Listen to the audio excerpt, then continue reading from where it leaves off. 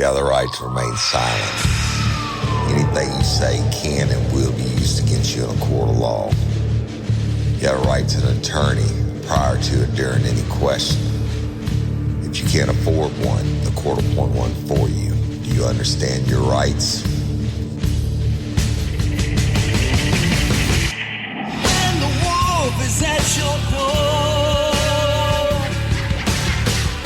your running's over, that's for sure. He already knows all about you. Cut you down, no matter by you. Now you better walk the line. Real life, real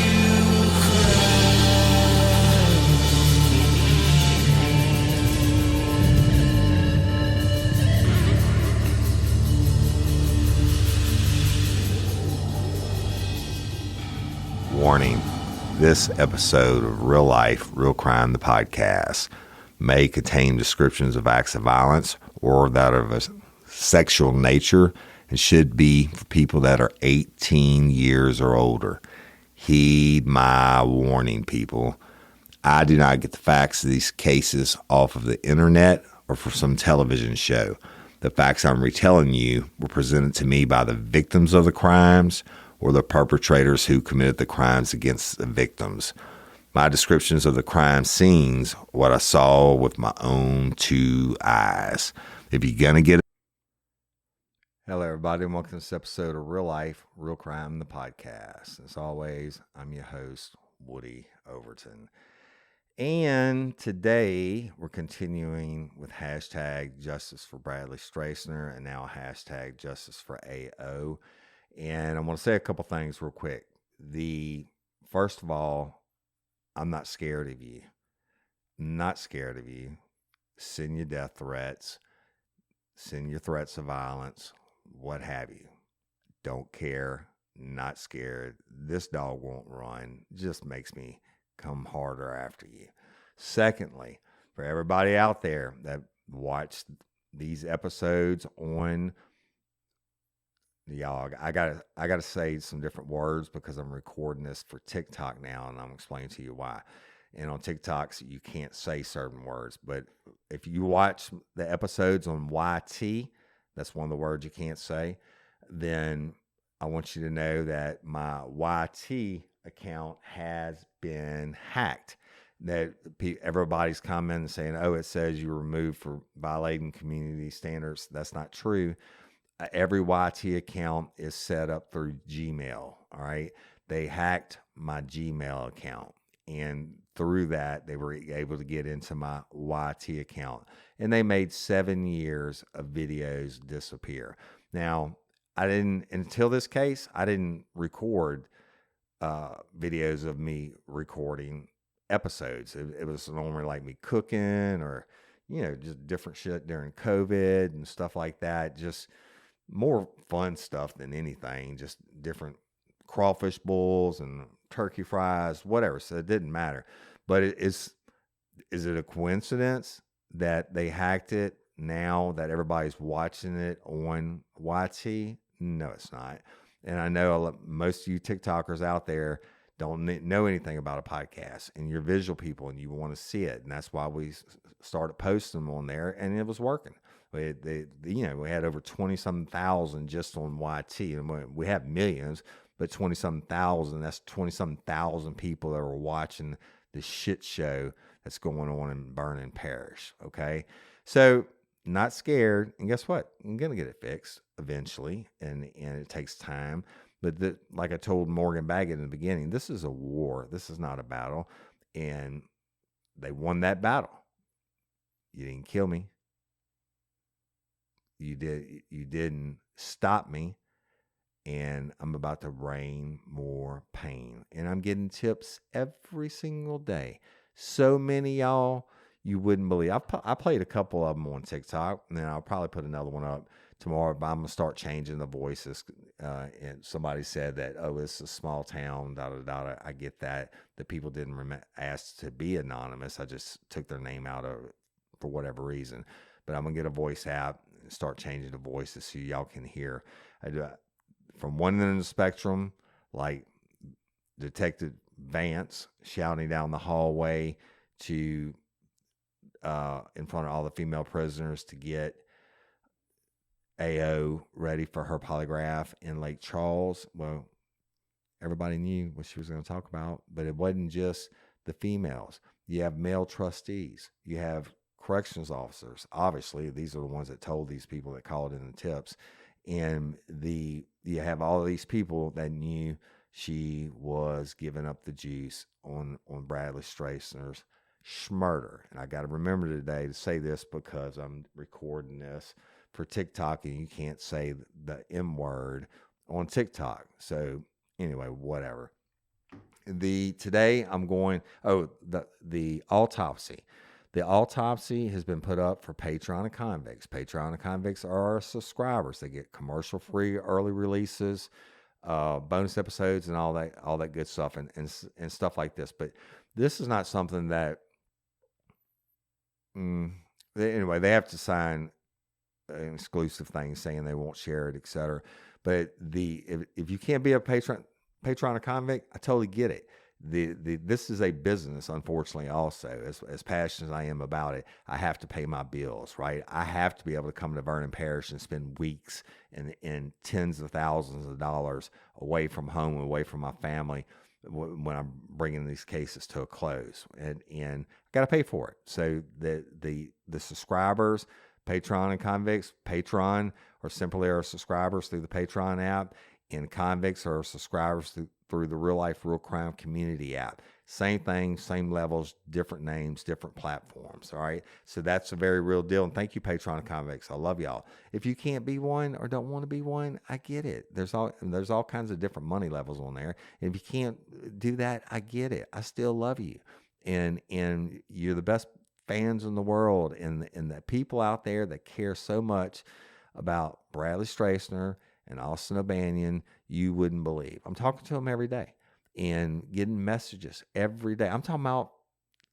more than I can almost read, and most of them will remain anonymous. I get that, but you know what? Every little tip is a piece of the puzzle, and a lot of them are just backing up other things that I've already been told, and a lot of them are new stuff, and some of them are crazy as AF, right? And I get that too. That's anytime you open up a tip line or ask for tips, you're going to get all kinds. It takes all kinds of people to make the world go around. It takes all kinds of people to call in tips. So let's get back to AO, or y'all, I'm going to say AO for short, Austin O'Banion's. They said it was an overdose, and we're going to start with the autopsy reports today. Last week I did the death certificate. Let me tell you something. I have photographs of her deceased body before she was made up in the funeral home that shows this autopsy report is full of shit. Now, I'm not throwing shade on the pathologist. Don't know them. What I'm saying, a pathologist is only as good as the information that's given to them. And if they just get another body on the slab and the detective said, just sent it in and said, oh, it's an overdose, don't worry about it, she's a doper, don't worry about it, like Detective Vance said to Morgan Baggett, oh, well, her story died with her, right? No, it didn't, Detective Vance. It did not die with her. But I don't know what took place in the autopsy other than what they put on these papers.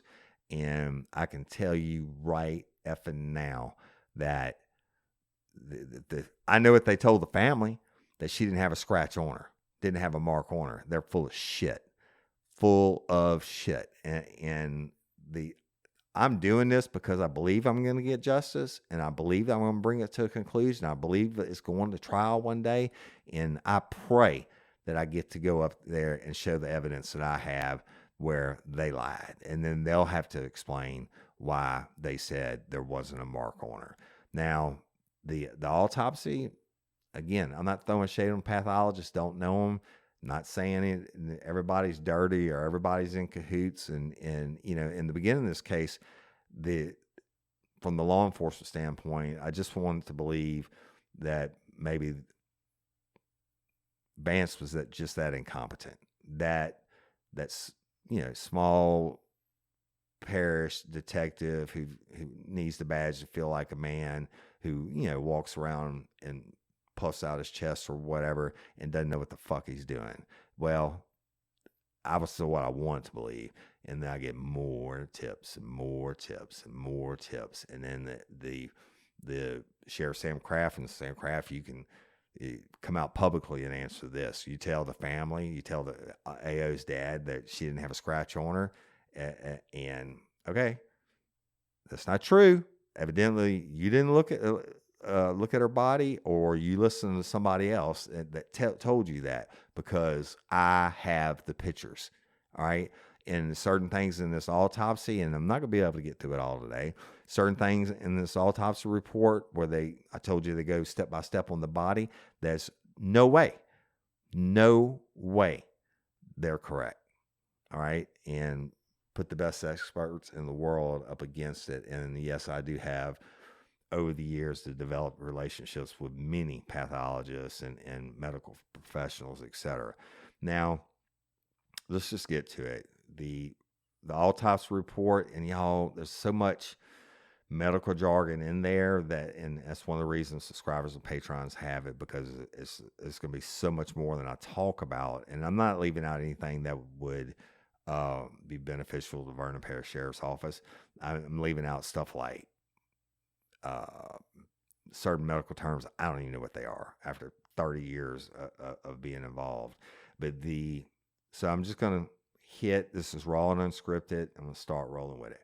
Now, remember, she was found deceased, nude, or mostly nude, in that trailer park I told you about before. All right. And so, but they said she didn't have a scratch on her. All right. They send her body to Beaumont, Texas, to the Forensic Medical Management Services of Texas. Okay. And it's in Beaumont, which is in Jefferson County. It's located at 4381 West Cardinal Drive, Beaumont, Texas, 77705. Phone number is 409-924-1440.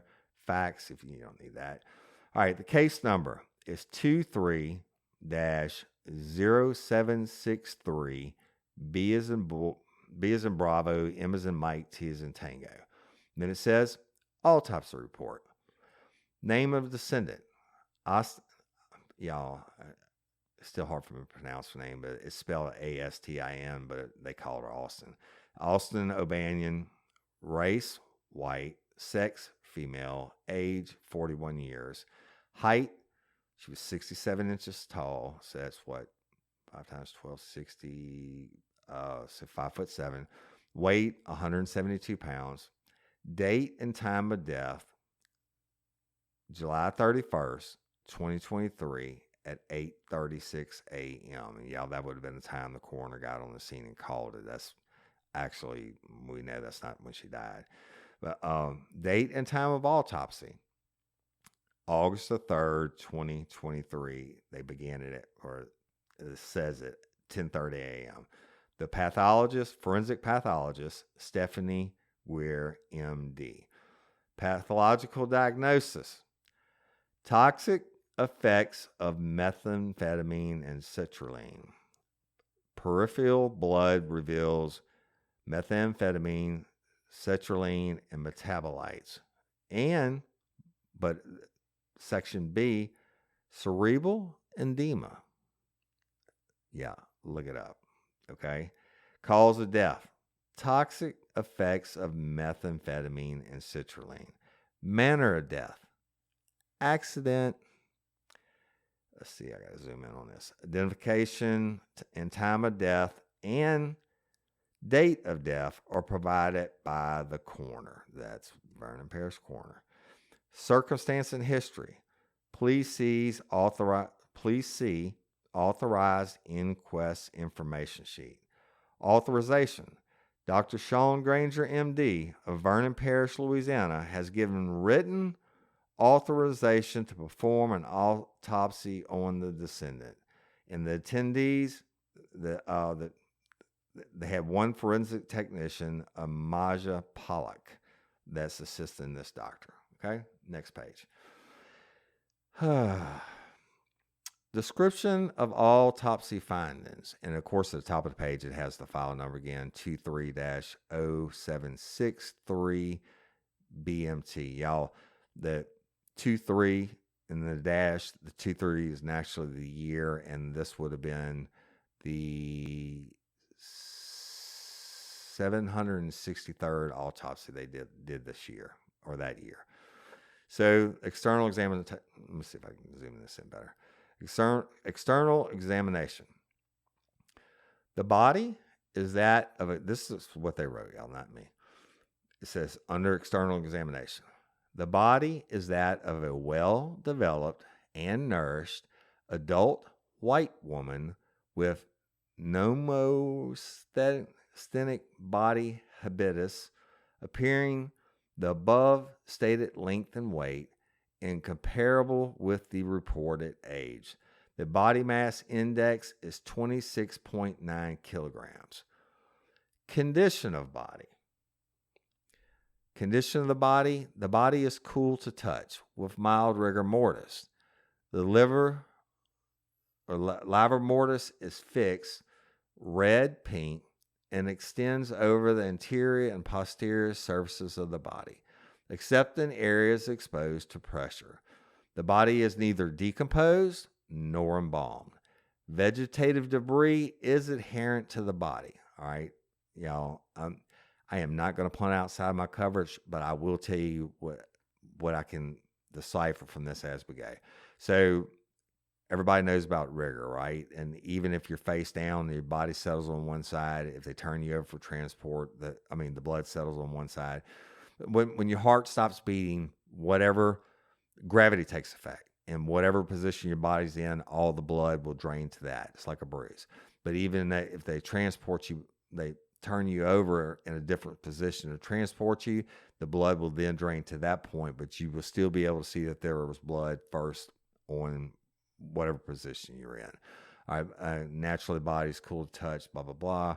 Being red and pink, that's what happens. And the vegetative debris adherent to the body, when they open up the bag, y'all, and they cut off the lock, and they first of all they search the bag, and I'm sure there would have been some vegetation, probably grass clippings or whatever, some attached to the body.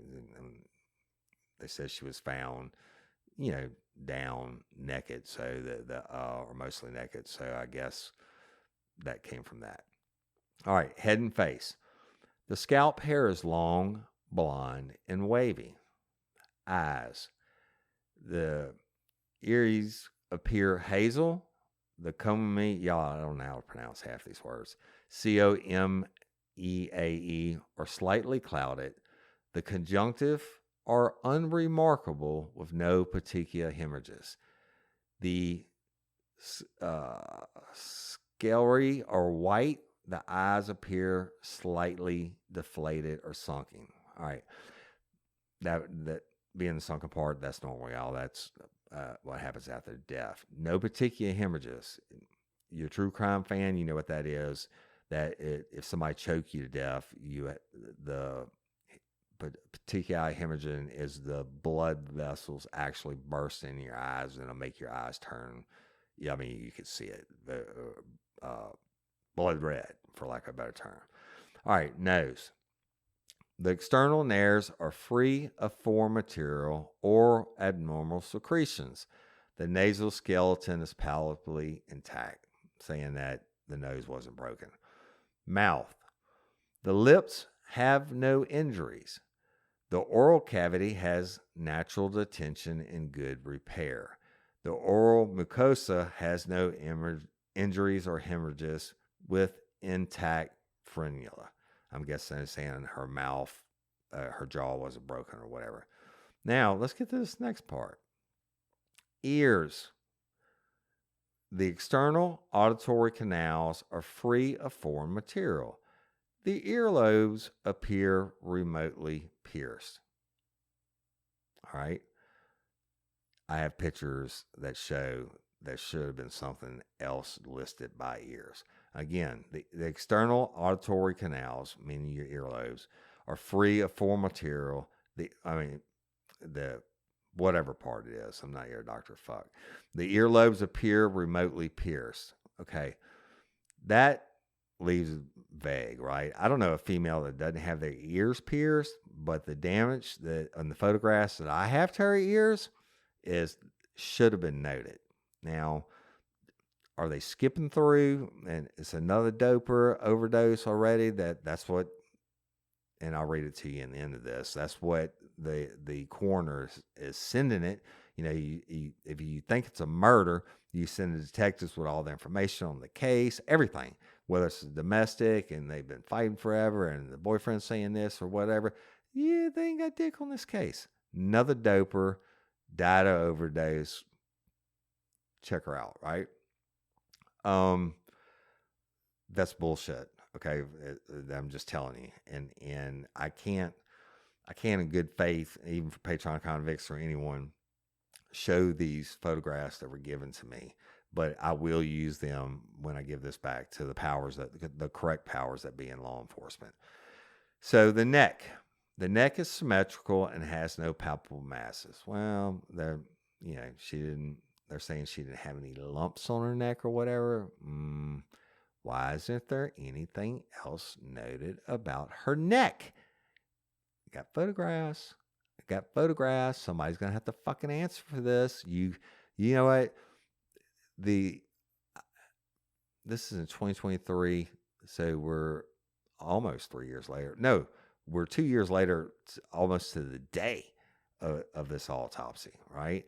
And I think that sometimes you just running them through, run another doper, run them through. And now if the cops show up, you're going to take your time. They're going to observe the whole thing and all that. And I don't have the actual autopsy photos, but I have photos that were taken after the autopsy. So I'm sure they're going to challenge and say, oh, that could have happened after she left her custody. Whatever. The moon could be made of cheese and is going to crash into the earth today. It's possible, but not likely.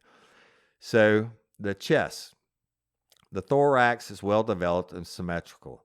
No palpable masses are in the breast or in the axillary regions. I do not have pictures of her breast, y'all. But I mean, they're saying whatever, no cancer lumps or whatever, I guess. The abdomen is flat, soft, and has no palpable masses. I bet you if you looked at 100 of these overdose autopsy reports on females, especially the same approximate age, etc., and same weight, it says the same thing. In law enforcement, when you go in and you're filling out reports, and you're filling out the same shit over and over again, that it's the exact same, whatever it may be, then you just leave that spot filled in. And if you need to change something on it, you do. External genitalia. The external genitalia are those of an adult woman. No surprise there. We know Austin was an adult female. Lower extremities. The lower extremities are well developed and symmetrical without the absence of digits, which means she had all her toes and shit. And an identification tag bearing O'Banion Austin encircles the left great toe. Y'all, that's the infamous toe tag they always tell you about. Upper extremities, the arms, forearms, wrist, and hands have no anatomic abnormalities. The fingernails are intact. Okay, wait. Anatomic abnormalities. That means she had arms, she had wrists, she had hands. What about the injuries on them? Why wouldn't you list the injuries on them? Got photographs. Detective Vance told not only Morgan Baggett, he told other people that she didn't have a scratch on her. And I can't release her names, but I'm going to one day when to the powers that be. The sheriff allegedly told Austin's dad that she didn't have a scratch on her. If I could tell you that I talked to Austin's family and they told me the exact same thing, I would, but I can't. So, as far as you're concerned, I didn't talk to him. But I talked to a lot of people, including people who transported her, including people. You know what? I'm not even gonna say. I'm not gonna say any more about who I talked to. I'm just telling you, I have photographs that if you saw them, they'd shock you. And you're listening to this report, right? It just doesn't include what it should include. Every homicide I ever worked, of course, they weren't working this homicide, it's just another doper. Every homicide I worked, every little scratch, every single bruise gets measured, and that the ruler is held while it gets taken photographs. The autopsy people, the pathologists, them take photographs, and if I'm the detective working the case, I'm taking the same photographs, same time. And the ruler is being held there so you can testify at trial how long the injury is or whatever. And certainly the bruising and the discoloration, was it after they died and what have you. Not in this report, y'all. All right, the back. The back is unremarkable except as indicated. And the anus has no abnormalities. I don't have a picture of the anus. The now underneath back, they have identifying marks, scars, and tattoos. And this says that there's 4 dots. So I'm going to read them to you.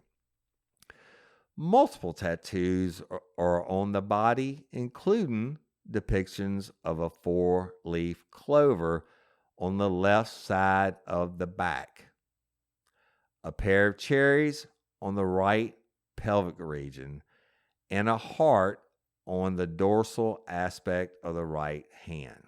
Okay, stick with me because I'm coming back to that. The next section, irregular scars / hypopigmentation involve the upper extremities in up to 2-inch region. I don't know about that, y'all. Maybe she had a C-section. I don't know. The next dot, scars up to 1/2 inch each are on the abdomen. I don't know about that. Maybe she had surgeries before, but they're calling them scars. I don't know. I do not have pictures of that.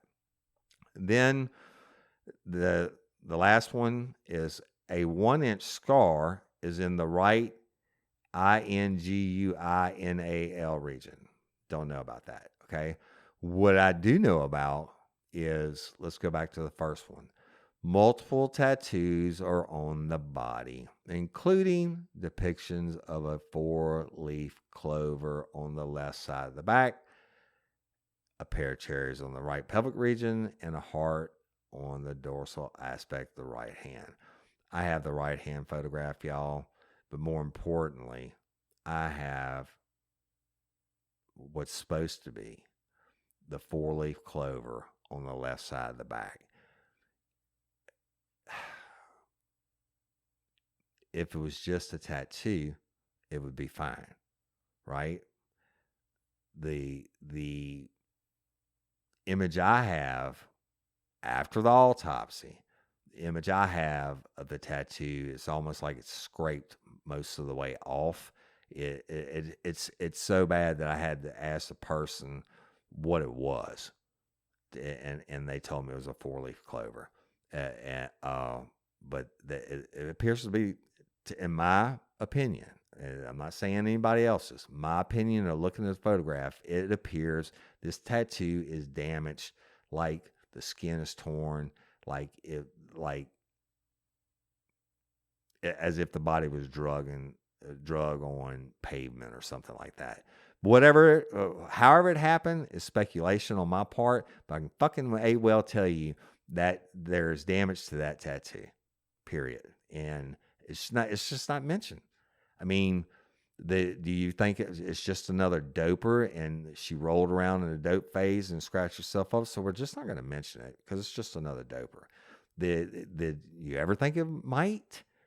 If I was a pathologist, I would treat even dopers with the respect and the knowledge of. I'm not saying they didn't treat with respect.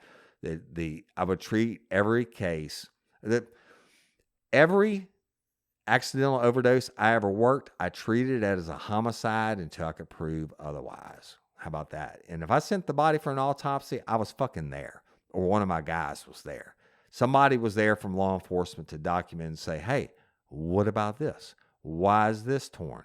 Why is this ear torn? Why is there damage here? Yeah, and I mean, it's common sense. If you're a detective and the clues start adding up, and then you talk to the pathologist, and it might bring attention to them, or maybe the pathologist technician was doing this part. I don't know. I wasn't there. I can just tell you it's fucking wrong.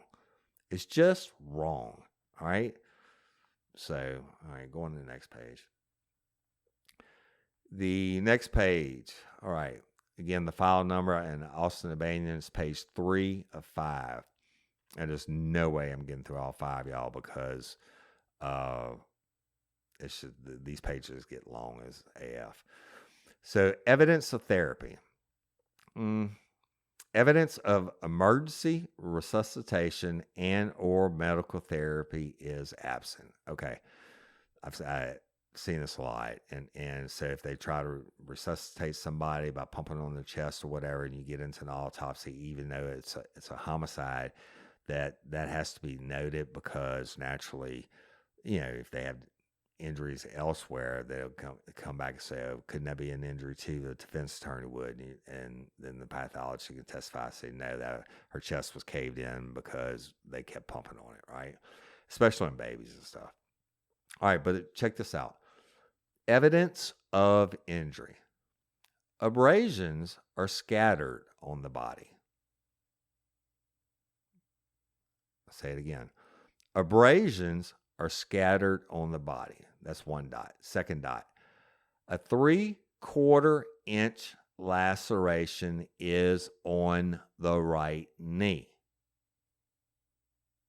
Coming back to it. Third dot. The body has patchy, ill-defined purple discolorations. Coming back to it. Fourth dot. 3 roughly round collections of EXTRAVASATED, extravasate red blood cells, up to 1/4 inch are in the frontal parietal. I'll just spell it for you. FRONTOPARIETAL subscapular region. Coming back to it. This is so very important. The last dot. A 1-inch healing lesion is on the left side of the neck. Having been described, the injuries will not be repeated. Okay. This is where I'm about to lose my Jesus. All right. Let's go back. Abrasions are scattered on the body. A 3/4 inch laceration is on the right knee. The body has patchy, ill-defined purple discoloration. Y'all, that's bruises. And she had a fucking shit ton of them. 3 roughly round collections of whatever red blood cells up to a quarter, or let me see if it's a quarter half. A 1/4 inch in the frontal, frontal parietal subscapular region. Remember the hole in the head, the indention in the head? I've got photographs of it. They mention it in here. So shout out, but shame. Shout out to them for mentioning it, because that means they're doing their job. They're noting every little thing on her body, we assume. I don't have the pictures of the entire body, but they at least have noted these. They didn't say that they said she had a 3/4 inch laceration on the right knee. Okay. Abrasions are scattered on the body. 1 abrasion? 100 abrasions? 1,000 abrasions? How many abrasions? But you're working as a doper. I get that. You don't have any information that there's any foul play. I get that.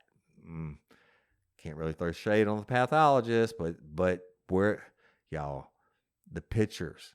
Why don't you have the abrasions numbered in a ruler by each one so we can see where they are? And first of all, they should have the location of each abrasion. No doubt about that in this report. Secondly, the measurement of the size of the abrasion and naturally the location. Every one of them. So this could be interpreted as she had abrasions, meaning more than one.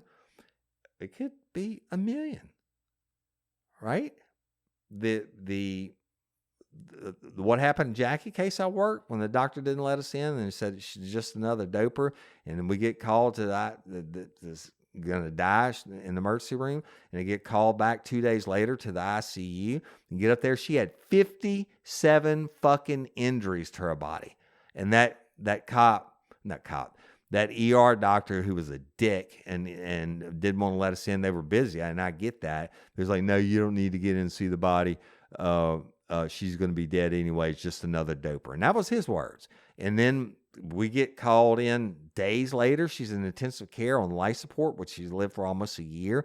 But we did our own living autopsy and took pictures and measurements of each one of the abrasions and documented it with the medical staff in the room. What the fuck? What if it was your mama or your sister? Don't you want to know? Abrasions? I got pictures of abrasions, but you know who didn't have pictures of abrasion? Sheriff Sam Kraft. He said, and I quote, she didn't have a scratch on her. Detective David Vance, who has diarrhea of the mouth, telling everybody in the world, and I'm not going to tell you all the evidence I have, Detective Vance, but you spoke way too much, Hoss. And not just person to person. I got other shit too. But you telling everybody, she had no injuries. This says that she does. Just doesn't say how many or how bad. The body has patchy, ill-defined purple discolorations. And from what the pictures I have, she has a shit ton of bruises, y'all. That's all that means. Bruises. And if you're looking at it, the pathologist might have been just another doper having some bruises. I get that. But at the same time, looking at the pictures I'm looking at, it's so many bruises that, I mean, you have to think she suffers some type of traumatic injuries, you know? But she's a doper, right? And again, according to the powers that be in Vernon Parish, she didn't have a scratch on her. She didn't have a mark on her. Well, even in the autopsy reports that she has abrasions scattered on the body. Don't know how many. 3/4 inch cut on the right knee, laceration. And now the body has patchy, ill-defined purple discolorations. Why don't we know how many bruises? I can only tell you from the pictures that were taken in it's a lot. I don't know about the rest of the body because I didn't get to see the rest of the body. I wasn't there. Fuck, they got to see it. The law enforcement that responded to her naked body got to see it. They sent it in, and the pathologist got to see it. And again, I'm not throwing really shade on the pathologist. They're thinking it's another doper. Run them, process them through. Let's go to lunch. Y'all, one of the most disturbing things is 3 roughly round collections of extravasate, whatever, red blood cells up to 1/4 inch are in the, I'm going to, layman's terms for me, because I saw the fucking picture. Now listen, 3 roughly round, and I agree with that. It almost looks like the tip of a baseball bat or something. Like it made contact with her skull, and it left these marks.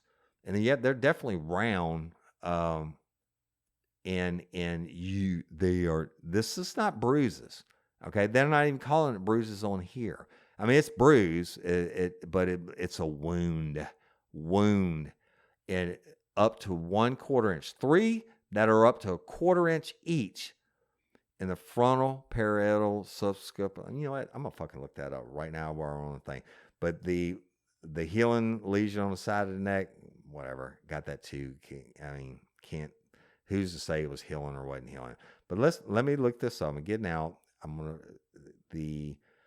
let's see, extravasated red blood cells, frontal parietal subscapular region. Shit, I'm never gonna get all this right. Just found something new part. Subscapular. Misspell scalp. Subscalp.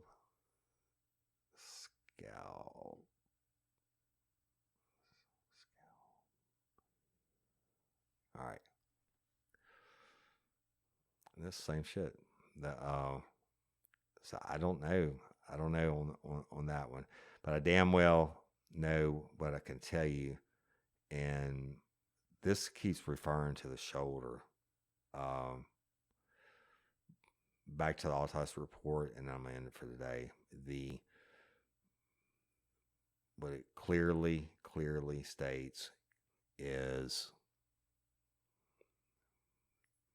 again, this is evidence of injury. Abrasions are scattered on the body. Law enforcement says she didn't have a scratch on her. 3/4 inch laceration on the right knee. Y'all, that could be from falling, whatever. I'm gonna give you a little bit of information that I have a lot of information from a lot of people as to exactly what happened to Austin Albania that night, and I don't want to release it because I'm putting it together, and I don't want the bad people to know that I know what I know. But this will be consistent with her falling right on the laceration on the knee, and she's nude. So the body has patchy, ill-defined discolorations. Y'all, I don't have pictures of her entire body. I don't know if that's because they were being modest or whatever, but I definitely can ID her from her tattoos and have pictures of her face and everything. So it's definitely Austin Albanian. And she has bruising everywhere in the photos that I could see. I mean, not the whole areas of the body, but way more than any human being would want on their body. How about that? But not according to law enforcement. She didn't have a scratch on her. Scratch, bruise, injury. She didn't have any injuries at all, right? Fucking lie. The thing on the forehead, y'all, where they said it was like caved in or whatever. At least they noted it. 3 roughly round collections of extravasated whatever red blood cells up to 1/4 inch in the frontal subscapular region, frontal parietal. So that the only picture I have that proves that is the damage to her forehead, and I got it. And you couldn't miss this if you were Ray Charles, okay, doing this autopsy. I'm not saying that obviously they didn't miss it, but they thought it was just another doper. Maybe they thought she fell and hurt her head. I don't know. But I damn sure think it would be worth looking into.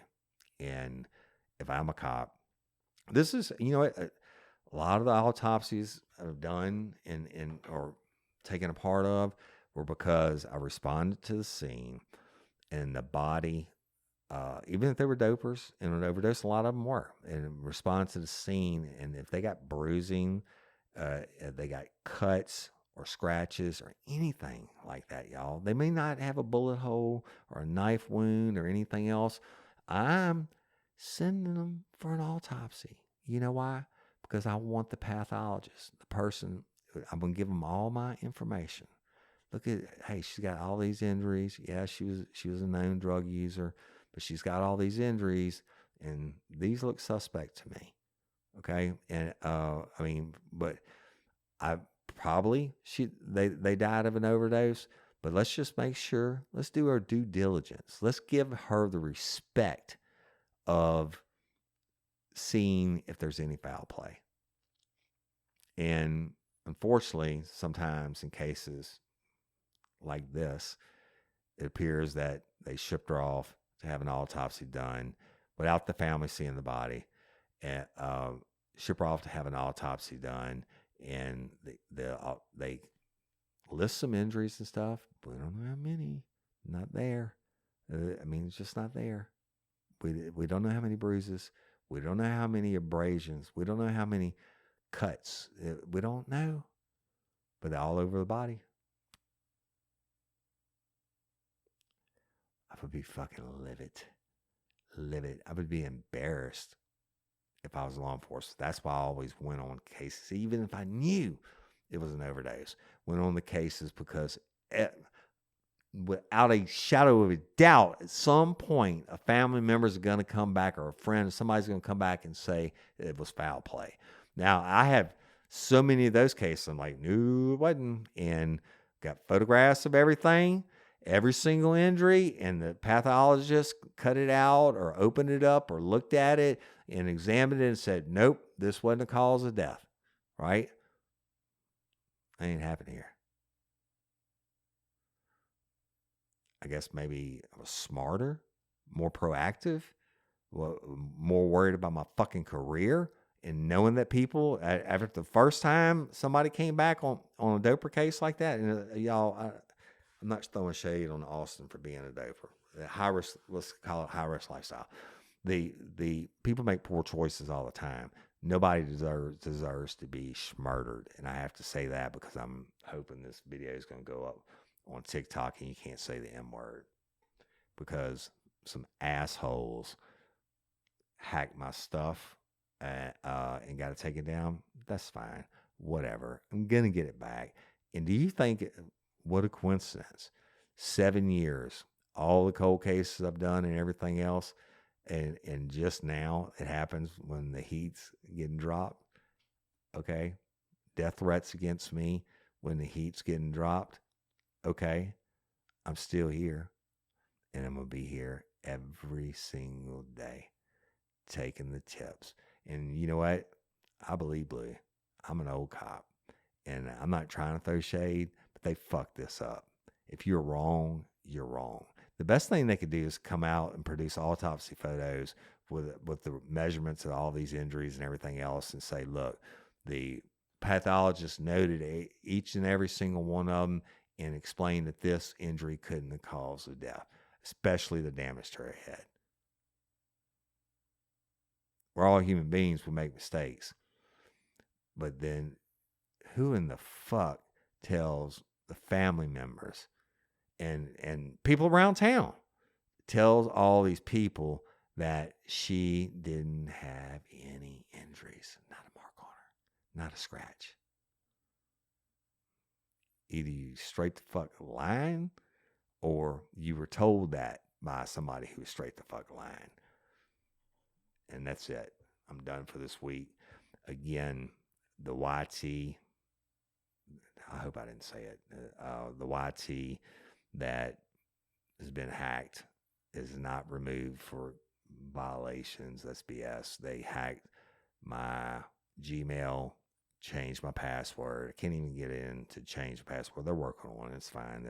It'll get taken care of. But I can't even get in to recover their account. Haha, you won that one. I'm going to win it in the end. I'm going to get it back. The threats, keep them coming. If you knew how fired up that makes me, I'm going to burn your ass. I'm going to burn you to the ground. The more you push me, I was already invested in this and going to hit it as hard as I always do.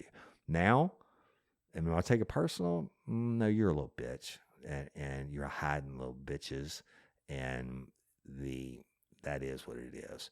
But it's on. And I don't want to call it a game. War's on. We're going to see. I got all the time in the world. How much time you got? how many skeletons you got in your closet that I know about now that people remain anonymous. When I come and correct. And I'm Woody Overton, your host of Real Life, Real Crime, the podcast. Until next time, or ever, don't let me catch you down on Murder Bayou. Peace.